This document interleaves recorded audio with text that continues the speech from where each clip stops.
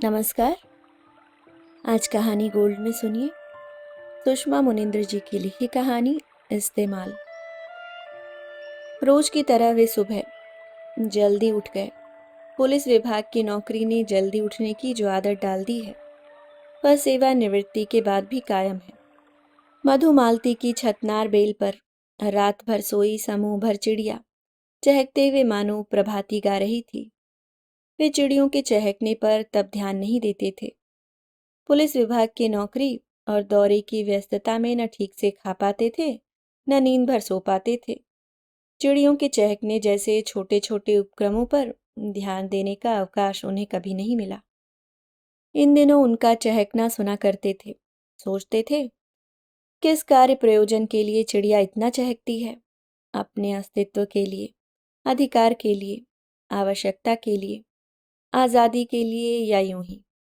वे अपने आप में मुस्कुरा दिए। पक्षी जगत के बारे में इतना क्यों जानना सोचना चाहते थे? जब से उनके कमरे के रोशनदान में चिड़िया के एक जोड़े ने घोंसला बनाया था, वे चिड़िया के प्रति काफी संवेदनशील हो गए थे। चिड़िया उन्हें आकर्षित करती थी। उन्हें कोई कल्पना नहीं थी कि आंत के बड़े ऑपरेशन के कारण बिस्तर पर समय बिताएंगे और गौरैया समय बिताने का साधन बनेगी। कार्यकाल में सोचा करते थे, सेवानिवृत्ति के बाद खूब खाएंगे, खूब सोएंगे और इत्मीनान से रहेंगे। अब जब बिस्तर पर शिथिल पड़े थे, लग रहा था बिना किसी कार्य और व्यस्तता के बिस्तर पर समय बिताना बहुत बड़ी सजा है। अस्पताल से घर आए तब कुछ दिन परिचित नातेदार देखने आते थे। अब नहीं आते। एक ही ग्रामीण बैंक में कार्यरत पुत्र अमृत और पुत्र वधू वृंदा ने उनकी सेवा के लिए काफी छुट्टी ली, लेकिन अब नौकरी पर जाना जरूरी था। पोता जोश स्कूल और गृह कार्य में लगा रहता था। पत्नी गृहस्थी के बिखराव को समेटती रहती थी। अब वे थे, सेवानिवृत्ति थे। बीमारी, बिस्तर, परहेजी, खाना, दवाइयां और खाली समय था। और सहसा उनका ध्यान घोंसले की ओर गया। पत्नी उनके कमरे की सफाई करते हुए गुस्सा हो रही थी। चिड़िया रोशनदान में घोंसला बना रही है, कचरा फैला रही है, जबकि मरीज का कमरा साफ रहना चाहिए। उन्होंने निर्मित हो रहे घोंसले को देखा। इस बुद्धिमान चिड़िया ने उनकी अनुपस्थिति का अच्छा लाभ लिया। खाली कमरा देखकर कब्जा जमाने लगी। पत्नी ने चिड़िया को भगाने की तमाम कोशिश की, लेकिन जिद्दी चिड़िया ने घोंसला बनाकर ही दम लिया। वे कमरे में आती जाती नर और मादा गौरैया की गतिविधि पर ध्यान देने लगे। चिड़िया की गतिविधि देखना उन्हें अच्छा लगने लगा। चिड़िया के व्यवहार पर सोचने लगे।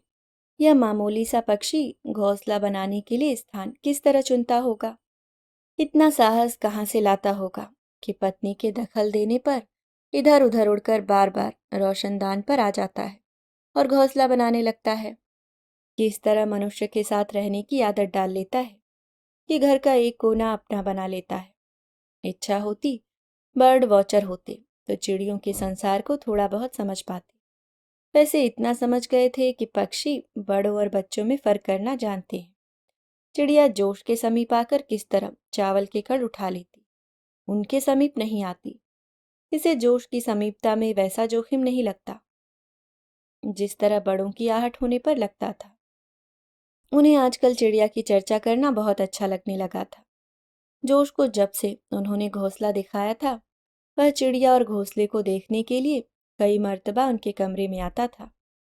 उनके कमरे में पढ़ता था, नाश्ता करता था, खाना खाता था। अक्सर चावल, पोहा या रोटी का टुकड़ा फर्श पर फैला देता था।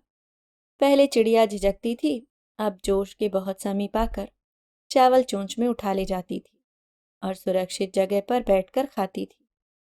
जोश कटोरी में पानी भरकर कटोरी को स्टूल पर रख देता, पर चिड़िया पानी नहीं पीती। जोश हैरान होता, दादू चिड़िया को प्यास नहीं लगती? वे हंसते। जोश, मुझे लगता है कि चिड़िया की नज़र कटोरी पर नहीं पड़ी है। यह भी हो सकता है कि उसे मालूम न हो कि पानी उसके लिए रखा है। हो सकता है बगीचे की हौज के पास जिस छोटे गड्ढे में पानी भरा रहता है वहां पी लेती हो। उन्होंने जोश की बात का अनुमोदन किया। ठीक कहते हो, हौज के नल से बूंद बूंद पानी रिसकर एक छोटे गड्ढे में भर जाता था। कभी कभी वे बिस्तर पर बैठकर खिड़की से बाहर का नजारा देखते।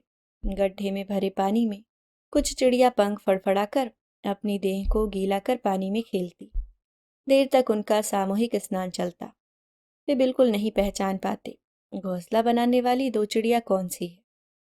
इतना जरूर जान गए थे कि काले गाढ़े चित्तेदार पंख वाली नर चिड़िया होती है, भूरे चित्तेदार पंख वाली मादा चिड़िया। सोचते चिड़िया की तरह मनुष्य भी एक जैसे रंग रूप कद काठी के होते तो सबको भेदभाव मुक्त समान अवसर, स्थिति और महत्व मिलता। समानता के बावजूद लोग अपने परिवार के सदस्यों को पहचान लेते, जैसे ये पक्षी अपने जोड़े को पहचान लेते हैं। उन्होंने जोश को दृश्य दिखाया। जोश, चिड़िया मजे से नहा रही है, तुम नहाने में सुस्ती दिखाते हो, रोते हो। दादू, मैं भी चिड़िया की तरह रोज नहाऊंगा, रोऊंगा नहीं। वे अचरज में थे। चिड़िया से प्रेरित होकर जोश सचमुच रोज नहाने लगा। चिड़िया दिन भर कमरे में आती जाती, कभी सीलिंग फैन पर बैठती, कभी रोशनदान पर, कभी दरवाजे पर, कभी चावल खाने के लिए फर्श पर। चिड़िया को क्षति न पहुंचे इसलिए वे गर्मी सह लेते, लेकिन पंखा नहीं चलाते। पत्नी उनकी तरह चिड़िया को लेकर सतर्क नहीं थी। उनके कमरे में आते ही पंखा चला देती। वे सतर्क हो जाते। बंद करो, चिड़िया पंखे से कटकर मर जाएगी। चिड़िया की बड़ी फिक्र है, हमसे गर्मी नहीं सही जाती। दूसरे कमरे में जाकर पंखा चला लो। मुझे लगता है चिड़िया अंडे दे चुकी है, देखो ना कितना चौकस होकर इधर उधर देखती है, जैसे डरती है कि कोई घोंसले को नुकसान पहुंचा सकता है।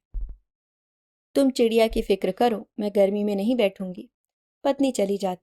वे पत्नी के जाने का बुरा नहीं मानते थे। उन्हें चिड़िया की सुरक्षा अधिक जरूरी लगने लगी थी। वे दोपहर का खाना खाकर झपकी ले रहे थे कि चिड़िया के तेज स्वर और फड़फड़ाने से झपकी टूट गई। देखा नर और मादा चिड़िया में लड़ाई हो रही थी। कभी दोनों एक दूसरे पर चोट से आघात करती, कभी पीछा करते हुए इधर उधर उड़ती। इसी उपक्रम में मादा चिड़िया उनके बिस्तर पर आ गिरी। उन्होंने चिड़िया की प्रत्येक गतिविधि की तरह इस लड़ाई का भी एक कारण ढूंढ लिया। जिस तरह हर माँ अपने बच्चे को लेकर बेहद सतर्क रहते हुए पिता पर कम सतर्क होने का आरोप लगाती है, शायद उसी तरह मादा चिड़िया का नर चिड़िया से विवाद हुआ होगा और लड़ पड़ी होगी। चिड़िया कुछ क्षण स्तब्ध बैठी रही, जैसे महसूस कर रही हो कि सुरक्षित है या नहीं।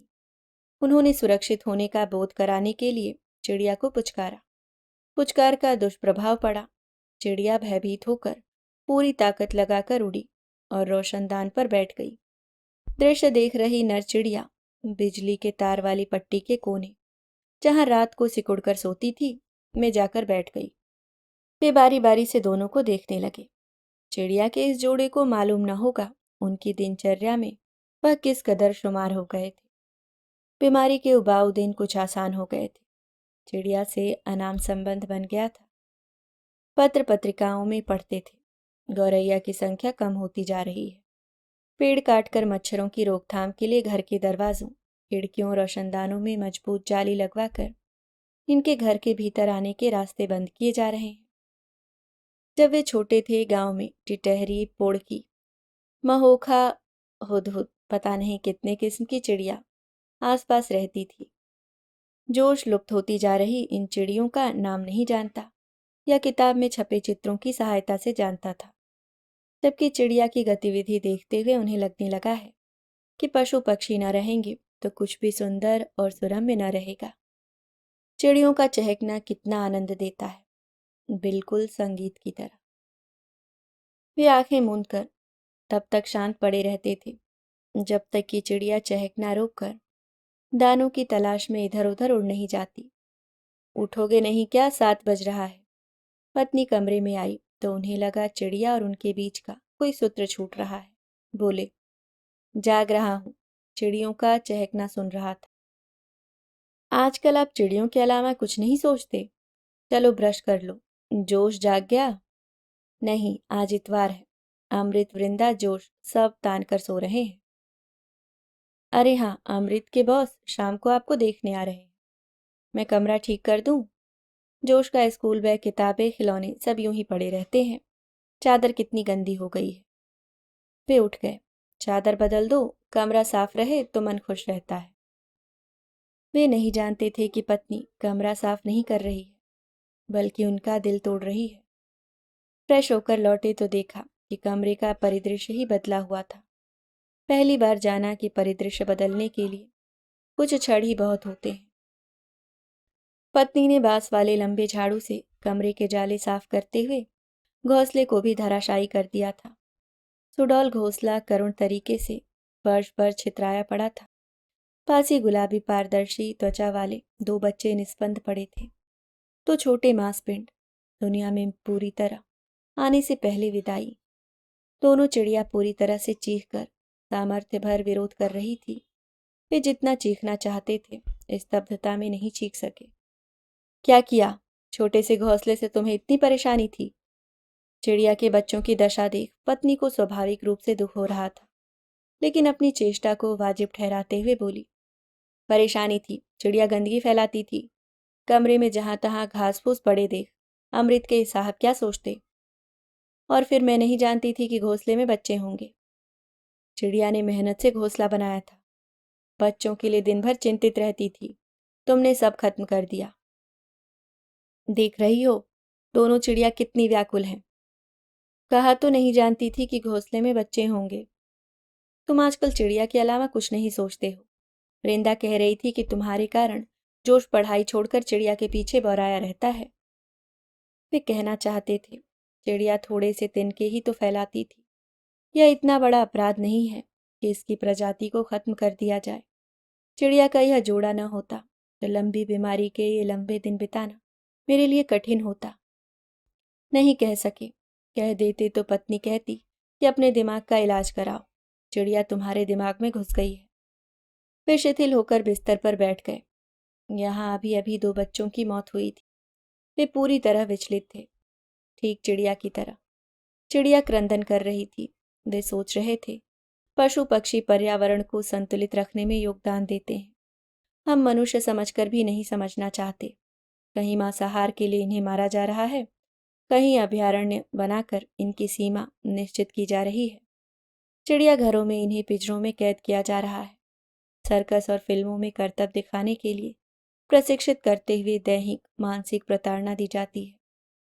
जंगल काटकर इनके जीवन यापन में व्यवधान डाला जा रहा है। मनोरंजन के लिए तोते और मैना को पिंजरे में कैद किया जाता है। मछलियों को एक्वेरियम में कि मछलियां देखने से तनाव दूर होता है। लोग अपनी सुख सुविधा के लिए पशु को सिर्फ और सिर्फ इस्तेमाल करते हैं, हिफाजत नहीं करते। वे ग्लानि से भरे थे। जाने अनजाने चिड़िया उनका मनोरंजन करती थी। वे इसके बच्चों की हिफाजत नहीं कर सके, पता नहीं क्यों, लेकिन उन्हें लग रहा था कि अपने खाली लंबे बीमार दिनों की बोरियत और सन्नाटे को कम करने के लिए उन्होंने चिड़िया का इस्तेमाल किया था। अभी आप सुन रहे थे सुषमा मुनिंद्र जी की लिखी कहानी इस्तेमाल।